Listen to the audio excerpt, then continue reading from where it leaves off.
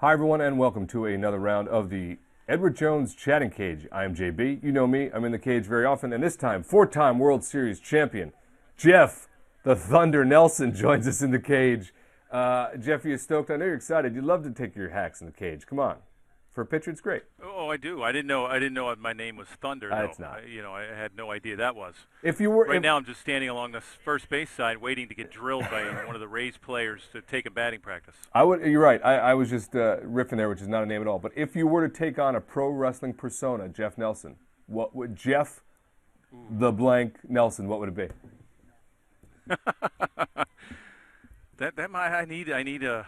We'll have to go with Thunder then. All right. Or let's see. Yeah, that's fine. I think we'd probably be Jeff the Beanball Nelson. That's probably where it would go. Probably live somewhere in there. Think so? Okay. I think so.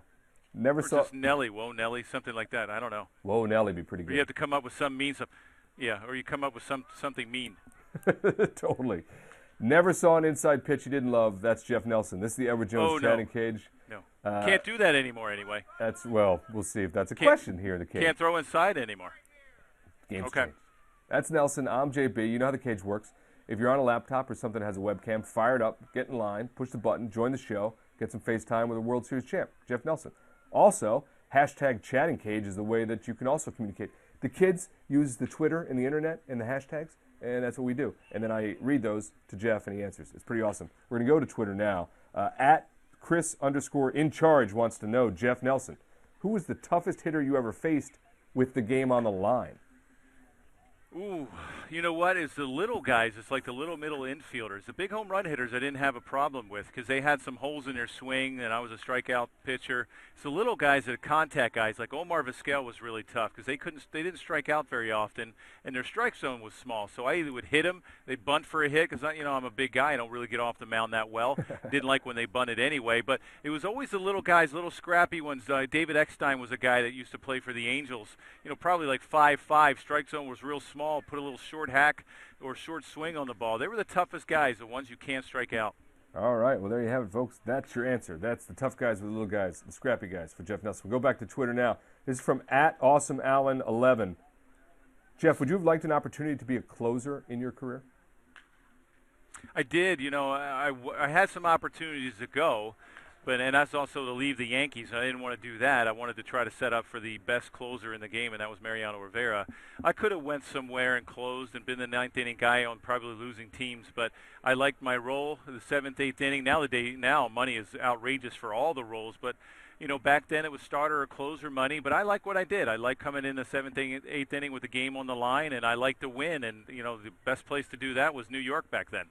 No doubt about that, and that was one of the that was like a 5-inning game for a starter with the bullpen you guys had in that era. This is the Edward Jones Chatting Cage. Jeff Nelson, 4 times World Series champ. I'm JB. Join us like this, fan. Welcome to the show. What's your name? Where are you from? What's your question for Nelly? Hi. I'm Dominic Campana from Oxford, Massachusetts. I want to know who your biggest role models on and off the field are.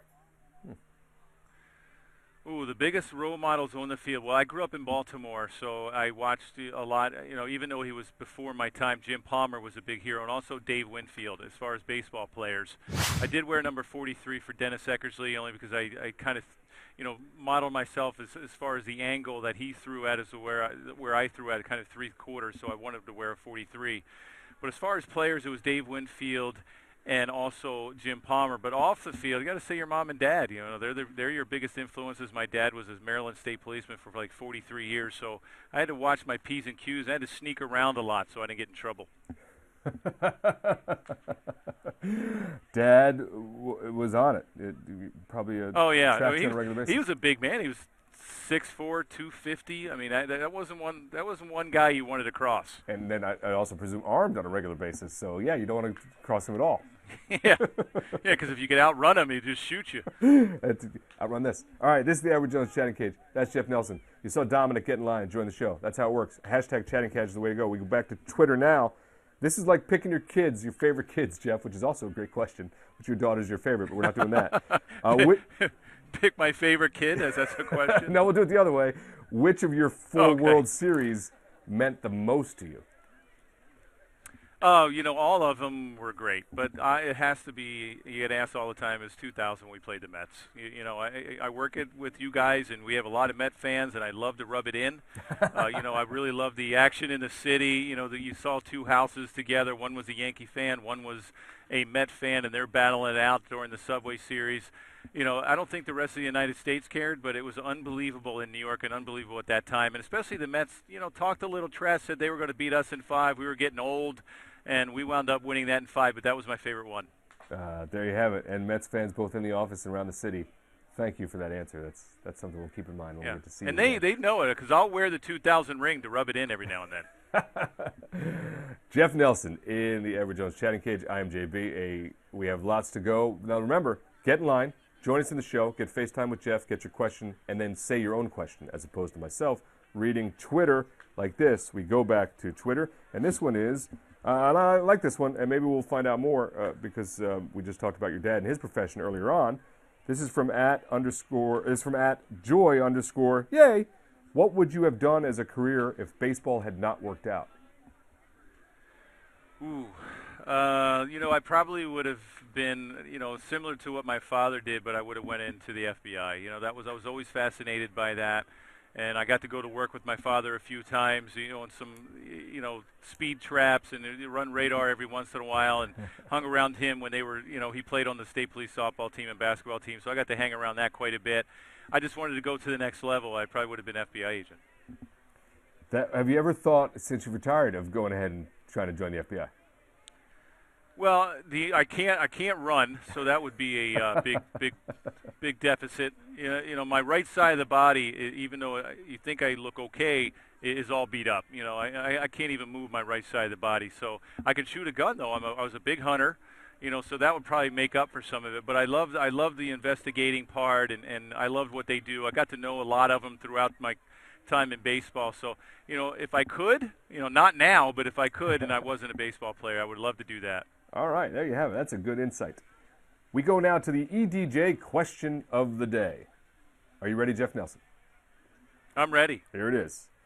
You're up on the mound, and you're up 1 in the bottom of the 9th, bases loaded, 2 outs. Which hitter would you personally rather face, Edgar Martinez or Derek Jeter? Well, Derek Jeter, only because he hasn't gotten a hit off of me. So I would have to say, Edgar Martinez has hit 2 home runs off me, and I played with him. I thought he was one of the best hitters in the game. He kind of baits you a little bit. You throw inside, he'll back away and think, oh, he doesn't like the inside pitch. And then you try coming back in there again. He ropes one down the line. He hit me twice. One was a grand slam, actually, so that was actually a bad memory that you just brought up. But I would have to say Derek Jeter, because he was the one that when I was a Seattle Mariner or with the Texas Rangers or the White Sox, I was able to get out. There you have it. That's a good answer to the EDJ question of the day. Featherface cheats the captain in that situation. This is the Edward Jones Chatting Cage, as you saw. Jeff Nelson is taking your questions via Twitter and via your laptop or your webcam, and here it is. What's your name, where you're from? What's your question for Nelly? Hey, my name is Jeremy. I'm from San Francisco, and my question for Jeff is about one of the great teams that never won it all, unfortunately, the 01 Mariners. And my question is just, what are some of your memories playing with that? Not to rub it in, just I'm curious, a great team that doesn't maybe get talked about as much as it should, because you guys never took home the title. But I was just curious, what are some of your memories playing with that great team? Is that we couldn't finish it off. I spent 8 years in Seattle, and we won 116 games, and we went up. And it was funny because being on the other side as a Yankee, you could feel us close out teams, and when we had the upper hand. And when I was with Seattle, we lost to New York in that ALCS. After Game 4, you could feel that this was it. We weren't going to come back. But it was the chemistry. Everybody talks about team chemistry. We had every guy on that team. It was so exciting to come to the park. You didn't know what was going to happen. We had a lot of characters.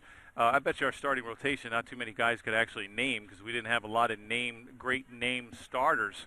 But we had a lot of big hitters. I mean, we had a lot of big home run hitters. We had a great bullpen. We had 8 guys make the All-Star team that year, including our manager. So that was 9, Lou Piniella. It was just probably, as far as, I loved my time in New York because the media and the small clubhouses, everybody had to split up at home. But with Seattle, you didn't have a lot of media coverage. You had like 3 or 4 beat writers.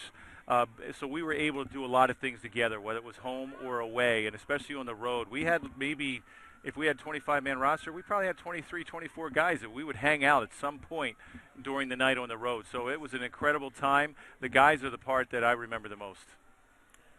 Thanks for that question. It's a great one. One of the great teams, those 0-1 Mariners. Jeff, thank you for answering that and giving us some insights to that. That's how it works, folks. Get your webcam fired up, push the button, get in line, talk to us, talk to Jeff directly. We don't have to, have me involved, which is just how most people like it. So let's go to Twitter and read a question while we wait for you to get your webcam going. Jeff, this is from @WaltTimmons. Have you ever seen somebody who throws as hard as Aroldis Chapman? No way. It's funny, we were talking about that early. No, absolutely not. We were talking about that earlier, back when we pitched in my bullpens, we had 3 guys maybe that touched 90 miles an hour. If you're talking about Yankees, it was Stanton, myself, and Rivera. And Rivera probably topped out at 96, and everybody thought he threw hard. But now you're looking at the Yankees bullpen where you have Dylan Betances and also Miller who are throwing 98 to 99, and then you throw in Chapman is throwing 103, 104. That's incredible. If I'm a Yankee fan, I'm going to the game just to see how hard he can throw and see how hard and high he can light up the radar gun, but absolutely not. You have a lot of hard throwers around both the American League and National League now, but nothing like you see from Aroldis Chapman. There's no doubt about that. He is an electric guy, and, man, those triple digits are crazy. We go back to Twitter while you get your webcams fired up and press that get in line button. This is the Edward Jones chatting cage. Jeff Nelson, JB. Here we go. @NYC247 wants to know, you spoke about him earlier, Jeff, just now. Will there ever be another reliever who is as good as Mariano Rivera? No, I don't think so either. You're talking about he played on a team that, what did they go to the playoffs 8 years in a row, went to 6 World Series, 6 World Series. Absolutely not. For one, you don't find too many dominant closers in the 9th inning anymore anyway, because a lot of times some teams go through 3 closers a year. You have Kimbrel that's now in the Boston. I think he's outstanding. Chapman's another one that's pretty outstanding, but nobody's going to be like Rivera. Nobody's going to be able to stay, have the stamina that he had. He was just an incredible athlete, and to be able to do what he did on the mound on a day in and day out basis, there will never be another one. Exceptional. Just an exceptional person, exceptional pitcher, and in that category, just the greatest of all time. I don't know that we will get close in that way again. So before we say goodbye, we've looked back a little bit, so let's follow up on this one. This is from @Jimmy0202. What are your early impressions of this Yankees bullpen? Well, obviously, it's going to be one of the great ones in the league. You look at what Kansas City Royals did. They shortened the game. Their starters only had to go 6 innings, sometimes only 5, and that's exactly what the Yankees will have to do.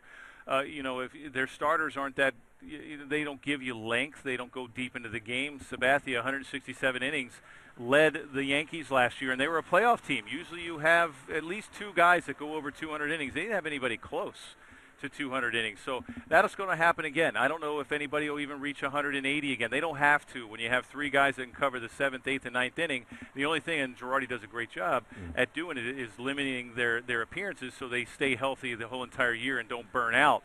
But you can't help, if you're a manager, if you're up at a certain time, that you got to use these 3. So they're going to be probably the 3 most dominant guys in the league, and I think the best bullpen in the league. All right, there you have it, folks. Talking from one of the great pitchers in the 7th, 8th, and 9th inning to ever play the game, Jeff Nelson, talking about this year's New York Yankees. I know Yankees fans are fired up. Mets fans, they feel okay too, because it's a good year. It's like 2001 all over again. Jeff, that wraps it up. You have taken all your cuts. You've had a good session in the cage. Do you feel like you made solid contact, and are you happy with this round? I am. I think I can, have the nickname Thunder now.